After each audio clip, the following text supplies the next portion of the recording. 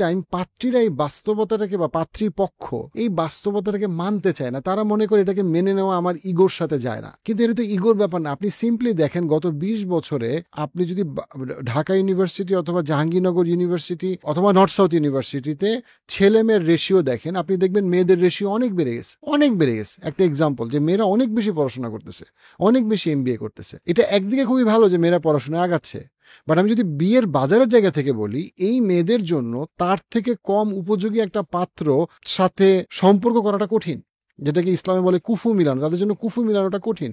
একটা মেয়ের জন্য বায়োলজিক্যালি সাইকোলজিক্যালি তার জন্য তার থেকে নিচের স্ট্যাটাসের কাউকে বিয়ে করাটা ডিফিকাল্ট, তাকে পছন্দ করা তার জন্য ডিফিকাল্ট, অসম্ভব না বাট ডিফিকাল্ট। এখন এই যে রেশিওর যে উল্টাপাল্টা বাস্তবতা, যে একটা মেয়ে যে চাকরি করে 50,000 বা 1 লাখ টাকা, তার জন্য একটা বেকার ছেলেকে বিয়ে করাটা কঠিন, একটা বেকার ছেলের প্রেমে পড়াটা কঠিন।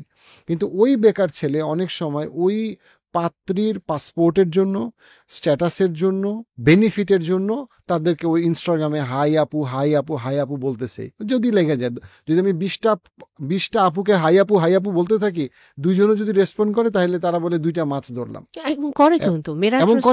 এবং মেয়েরা রেসপন্স করে সবসময় এই জায়গা থেকে না যে তারা ইমোরাল।